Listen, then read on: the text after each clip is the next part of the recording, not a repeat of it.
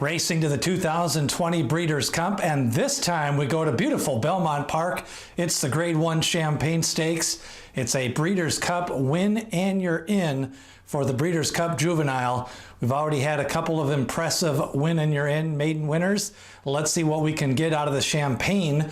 This will be a 6-horse field, and starting at the rail is Ambivalent, a maiden in this race. 0 for 4, 81 is the lifetime high for the Brisnet speed figure, and the son of Constitution.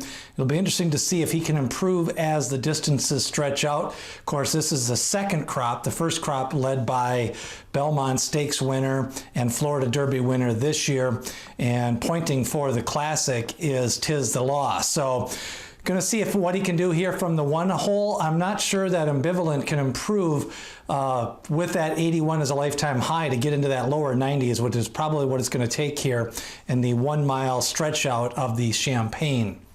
Meanwhile, out of the 2-hole, we've got Casper Run, the cleverly named son of Ghost Zapper, a 77 Brisnet for a high speed figure.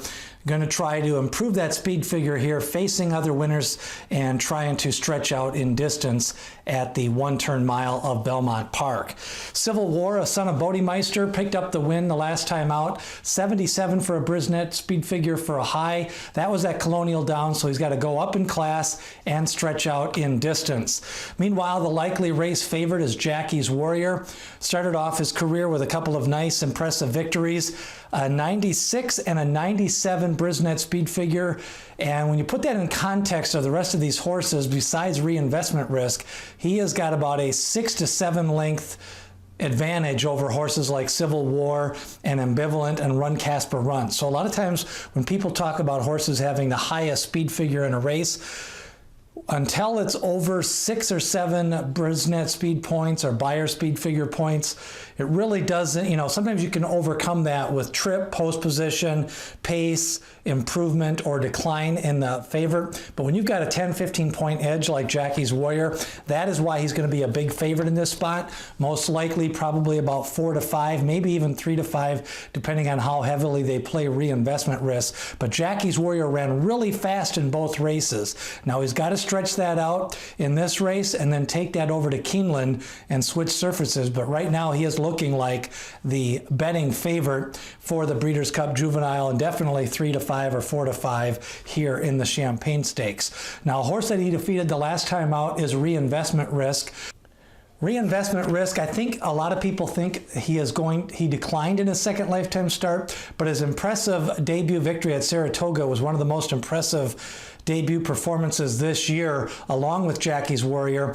He actually increased his speed figure even though he lost in his second lifetime start. I think he's going to be more of a grinder as the distances get longer, and he's just not that precocious type. So I think he could improve here in his third time effort. He goes to Belmont Park, 1-turn mile after the 2 races at Saratoga. I think he should like the surface. I think the upstarts seem to be running very well. We saw Upstriker run at Keeneland last week on the stretch out, faded to 4th place, but I think Reinvestment Risk could have some long-term upside that a horse like the favorite Jackie's Warrior doesn't have, who has more of a sprinter's pedigree, being by McLean's Music.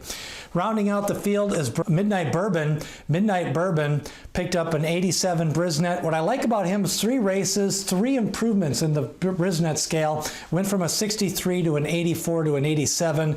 He's by Tiz now. He should get better as a 3-year-old, and he should improve a little bit here, even in the fall of his 2-year-old campaign. Last time out, he was second in the Iroquois Stakes. That was to Sitting on a Go. So Midnight Bourbon probably going to be the 3rd favorite in this spot, and he already does have a 2-turn race. He's going to cut back here in the Champagne, but he does got to switch tracks. So the big favorite's going to be Jackie's Warrior, 3 to 5 or 4 to 5. Reinvestment Risk, I think, has got some long-term upside, and in his 3rd lifetime start could improve a little bit here. And then Midnight Bourbon's got to switch surfaces, but already does have a 2-turn race. That's a look at the Grade 1 Champagne, a Breeders' Cup win and you're in. Hit that subscribe button. Share this video with all your horse racing friends, and remember, ring that bell for notifications. Who do you like in the Champagne Stakes from beautiful Belmont Park?